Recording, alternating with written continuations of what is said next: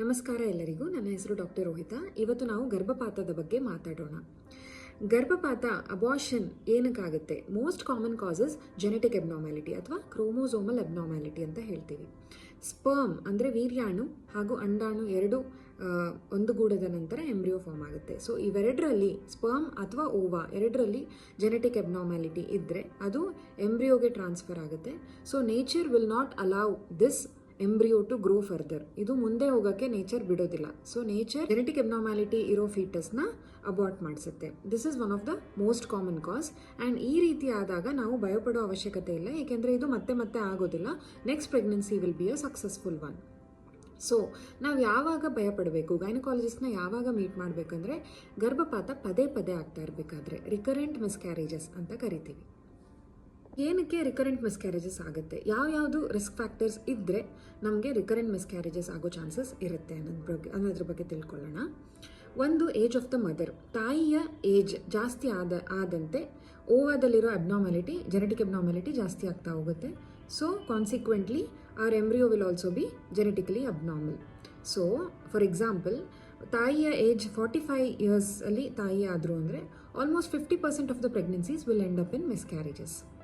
ಅದೇ ರೀತಿ ತಂದೆಯ ಏಜ್ ಕೂಡ ಮ್ಯಾಟರ್ ಆಗುತ್ತೆ. ತಂದೆಯ ಏಜ್ ಜಾಸ್ತಿ ಇದ್ದಷ್ಟು ಗರ್ಭಪಾತ ಆಗೋ ಚಾನ್ಸಸ್ ಜಾಸ್ತಿ ಇರುತ್ತೆ, ಏಕೆಂದರೆ ಸ್ಪರ್ಮ್ DNA ಫ್ರಾಗ್ಮೆಂಟೇಷನ್ ಜಾಸ್ತಿ ಇದ್ದಷ್ಟು ರಿಕರೆಂಟ್ ಅಬಾರ್ಷನ್ಸ್ ಆಗೋ ರಿಸ್ಕ್ ಜಾಸ್ತಿ ಇರುತ್ತೆ. ನೆಕ್ಸ್ಟು ಆಲ್ಕೋಹಾಲ್, ಸ್ಮೋಕಿಂಗ್, ಧೂಮಪಾನ, ಮದ್ಯಪಾನ ಇವೆರಡು ಜಾಸ್ತಿ ಆದಷ್ಟು ಮಿಸ್ಕ್ಯಾರೇಜಸ್ ಆಗೋ ಚಾನ್ಸಸ್ ಇರುತ್ತೆ. ಕೆಫೀನ್ ಇಂಟೇಕ್, ನಮ್ಮ ಕಾಫಿ ಇಂಟೇಕ್ ದಿನಕ್ಕೆ 200ರಿಂದ 300 ಮಿಲಿಗ್ರಾಮ್ಗಿಂತ ಜಾಸ್ತಿ ಇದ್ದರೆ ಗರ್ಭಪಾತ ಆಗೋ ರಿಸ್ಕ್ ಇರುತ್ತೆ. So coffee intake should be cut down to 2 to 3 cups of coffee. ಇದು ನಾನು ಮುಂಚಿನ ವೀಡಿಯೋಗಳಲ್ಲೂ ಕೂಡ ನಾನು ಸ್ಟ್ರೆಸ್ ಮಾಡಿ ಹೇಳಿದ್ದೀನಿ. ನೆಕ್ಸ್ಟು, ನಮ್ಮ ಬ್ಲಡ್ನಲ್ಲಿ ಏನಾದರೂ ತೊಂದರೆ ಇದ್ದಾಗ ನಮ್ಮ ಬಾಡಿ ನಮ್ಮ ಮೇಲೇ ಆ್ಯಂಟಿಬಾಡೀಸ್ ಪ್ರೊಡ್ಯೂಸ್ ಮಾಡುತ್ತೆ ಕೆಲವು ಕಂಡೀಷನ್ಸಲ್ಲಿ. ಅದನ್ನ ಲ್ಯೂಪಸ್ ಆ್ಯಂಟಿಬಾಡೀಸ್ ಅಂತ ಕೂಡ ಕರಿತೀವಿ.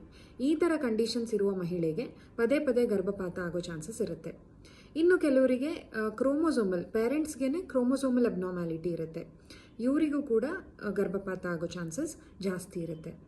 ಇನ್ನು ನೆಕ್ಸ್ಟ್ ಬಂದು ಗರ್ಭಕೋಶದಲ್ಲಿ ಪರದೆ ಇದೆ ಅಥವಾ ಗರ್ಭಕೋಶನೇ 2 ಭಾಗ ಆಗಿ ಡಿವೈಡ್ ಆಗಿದೆ, ಬೈಕಾರ್ನೋಯಿಟ್ ಯೂಟ್ರಸ್ ಅಥವಾ ಸೆಪ್ಟೇಟ್ ಯೂಟ್ರಸ್ ಅಂತ ಕರಿತೀವಿ. ಆ ರೀತಿ ಇದ್ದಾಗಲೂ ಕೂಡ ಪದೇ ಪದೇ ಮಿಸ್ಕ್ಯಾರೇಜಸ್ ಆಗೋ ಚಾನ್ಸಸ್ ಇರುತ್ತೆ. ಗರ್ಭಕೋಶದ ಒಳಗಡೆ ಏನಾದರೂ ಪಾಲಿಪ್ ಇದೆ ಅಥವಾ ಎನಿ ಸ್ಪೇಸ್ ಆಕ್ಯುಪೈಯಿಂಗ್ ಲೀಷನ್ ಇದೆ, ಅದು ಮಗು ಒಳಗಡೆ ಬೆಳೆಯೋಕ್ಕೆ ಬಿಡ್ತಾ ಇರಲ್ಲ. ಈ ರೀತಿ ಇದ್ದಾಗ ಕೂಡ ಅಬಾರ್ಷನ್ ಆಗೋ ಚಾನ್ಸಸ್ ಇರುತ್ತೆ. ನೆಕ್ಸ್ಟ್, ಸರ್ವೈಕಲ್ ಇಂಟಿಗ್ರಿಟಿ ಅಂದರೆ ಗರ್ಭಕೋಶದ ಬಾಯಿ, ಅದು ಏನಾದರೂ ಅದರ ಸಾಮರ್ಥ್ಯ ಕಳೆದುಕೊಂಡಿದೆ ಅಥವಾ ಅದರ ಸಾಮರ್ಥ್ಯ ಮುಂಚಿನಿಂದಲೇ ವೀಕ್ ಆಗಿದೆ ಅಂತ ಹೇಳಿದಾಗ ಅವ್ರಿಗೂ ಕೂಡ ಸೆಕೆಂಡ್ ಟ್ರೈಮಿಸ್ಟರ್ ಅಬಾರ್ಷನ್ಸ್ ಆಗೋ ಚಾನ್ಸಸ್ ಇರುತ್ತೆ. And last but again second most common is endocrinological abnormalities like polycystic ovarian syndrome, PCOD ಅಥವಾ PCOS ಇದ್ದವರಿಗೂ ಕೂಡ ಗರ್ಭಪಾತ ಆಗೋ ಚಾನ್ಸಸ್ ಇರುತ್ತೆ. ಥೈರಾಯ್ಡ್ ಪ್ರಾಬ್ಲಮ್ಸ್ ಇದ್ದವ್ರಿಗೆ ಕೂಡ ಆಗೋ ಚಾನ್ಸಸ್ ಇರುತ್ತೆ. ನೆಕ್ಸ್ಟ್, ಪ್ರೊಲ್ಯಾಕ್ಟಿನ್ ಅಬ್ನಾರ್ಮ್ಯಾಲಿಟೀಸ್ ಅಥವಾ any luteal face hormone problems ಇದ್ದರೆ ಕೂಡ, ಎನಿ ಹಾರ್ಮೋನಲ್ ಇಂಬ್ಯಾಲೆನ್ಸ್ ಇದ್ದರೆ ಗರ್ಭಪಾತ ಆಗೋ ರಿಸ್ಕ್ ಇರುತ್ತೆ. ಆದರೆ ಕಂಟ್ರೋಲ್ ಡಯಾಬಿಟಿಸ್ ಅಥವಾ control thyroid problem which is controlled, uncontrolled ಇದ್ದರೆ ಮಾತ್ರ ರಿಸ್ಕ್ ಇರುತ್ತೆ.